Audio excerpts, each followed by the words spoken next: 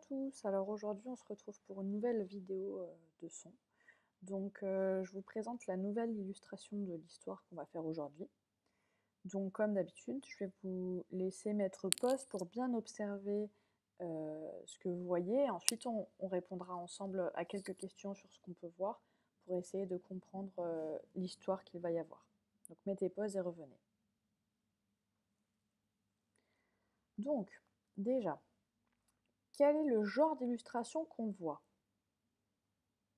Ici, ce sont à nouveau des photos, comme on a pu le voir dans les deux précédentes leçons de son en classe de mer et pour le concours de château de sable. Donc, nous avons encore 3 photos. Sur la première photo en haut à gauche, celle-là, qui voit-on? On voit Taoki, Hugo, Lily, d'autres enfants de la classe. Qu'est-ce qu'ils font? Ils sont sur la plage, dans des rochers. Ils sont habillés avec des pantalons et des bottes. Et en jaune, et on le voit mieux ici, c'est ce qu'on appelle un ciré. C'est un manteau pour la pluie. Donc, à votre avis, est-ce qu'ils vont se baigner là sur ces photos? Parce qu'ils sont à la mer, on le voit là, à la plage. Mais est-ce qu'ils sont en train d'aller se baigner? Non. On voit qu'ils ont des épuisettes. Et donc, ils sont en train de pêcher. D'accord? Et on peut même voir Lily qui observe avec des jumelles le paysage. On peut voir que dans cette photo, en essayant de pêcher, Taoki se fait pincer par un crabe. Et sur cette photo ici, on peut voir Hugo qui vient de glisser sur le rocher parce qu'il y a des algues. Voilà. Cette activité, ça s'appelle la pêche à pied. C'est fait dans des régions où la mer, on dit qu'elle est à marée basse, donc ça veut dire qu'elle se retire un petit peu et qu'on voit un peu plus le sable. Nous, dans notre plage près de chez nous, on n'a pas vraiment de marée basse, en tout cas pas aussi visible que ce qu'il peut y avoir dans d'autres coins en France, où là c'est plus possible de faire ce genre de pêche à pied, quand du coup l'eau s'en va, les rochers apparaissent, et alors là il y a plein de petits crabes, de petits crustacés, des petites crevettes qui sont restés dans les rochers.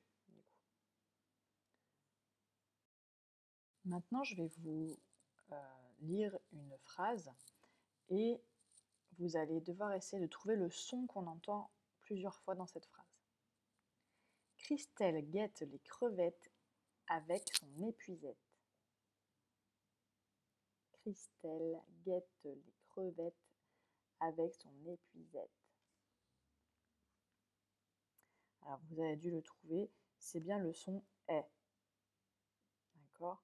Donc le son est, souvenez-vous, on l'a vu avec l'accent grave, avec l'accent circonflexe sur le E. Et récemment, on a aussi vu qu'on pouvait l'entendre avec les lettres AI, les lettres EI et les lettres ET. Donc maintenant, on va retourner sur l'image. Voilà. Et vous allez essayer de trouver des mots sur l'image, là, où on entend le son est. Donc allez-y, mettez pause et cherchez.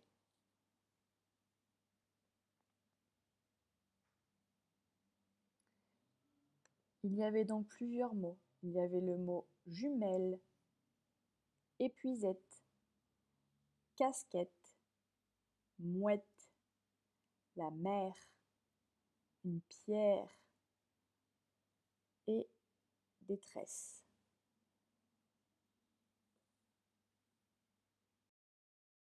Donc, on a dit que c'était le son est. Donc le son est, on a vu que c'était avec les lettres E, accent grave, E, accent circonflexe, AI, EI, ET. Maintenant, je vais vous montrer la phrase que je vous ai lue tout à l'heure pour chercher le son. Christelle guette les crevettes avec son épuisette. On entend le son est dans quel mot? Essayez de relire cette phrase et de chercher dans quel mot on les entend.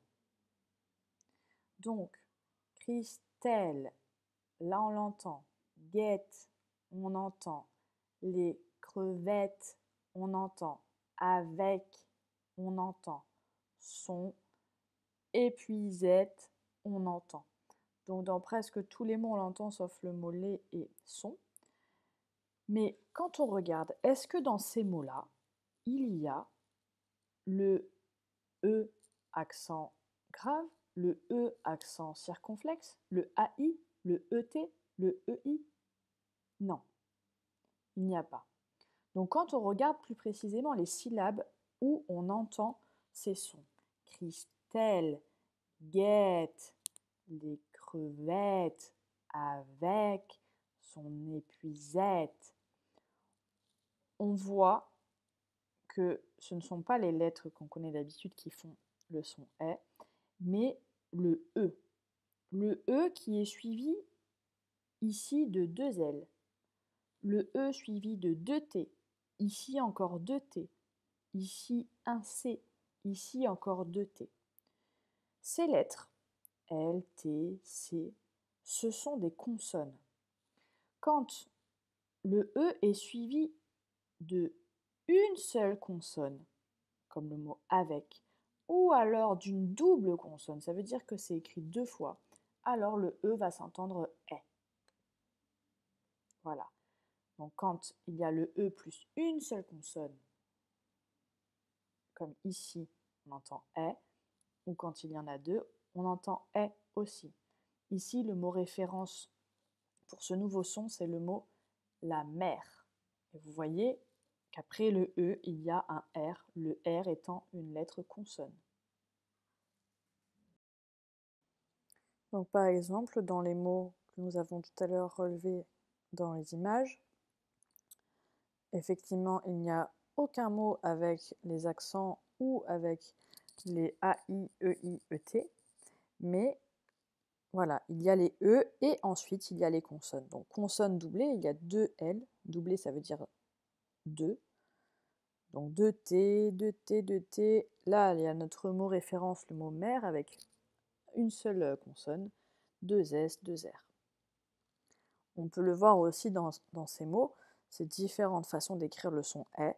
Donc là, nous avons le mot poussette avec un E, mais deux T après, crêpe avec l'accent circonflexe, une chèvre avec le E accent aigu, grave, pardon, un serveur, donc là un E, mais après il y a une consonne. La baleine, c'est le EI, que nous avons déjà vu. La poubelle, il y a les deux L, donc les deux consonnes avec le E. La forêt, avec l'accent circonflexe. Et la fourchette, avec le E, est suivi des deux T, donc de deux consonnes. Donc maintenant, lecture des syllabes. Donc je vais te laisser mettre pause pour pouvoir lire toutes les syllabes.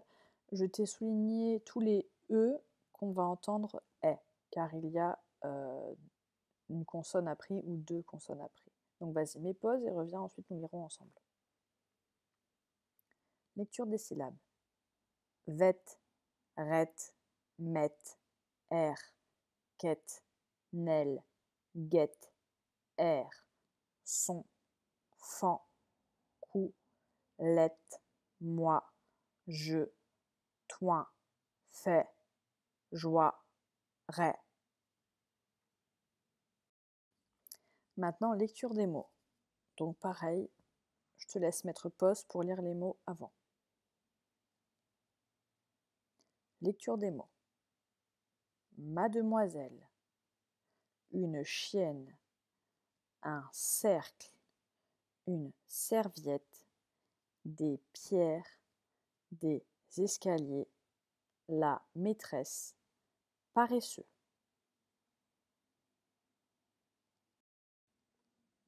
Et pour finir, lecture des phrases. Donc tu peux mettre pause et revenir. Lecture des phrases. À quelle adresse doit-on livrer ces cagettes de noisettes? Étienne nous espionne sans cesse avec ses jumelles. Voilà, c'est tout pour aujourd'hui. Je te laisse faire les exercices sur les applications Learning Apps et je te dis à demain.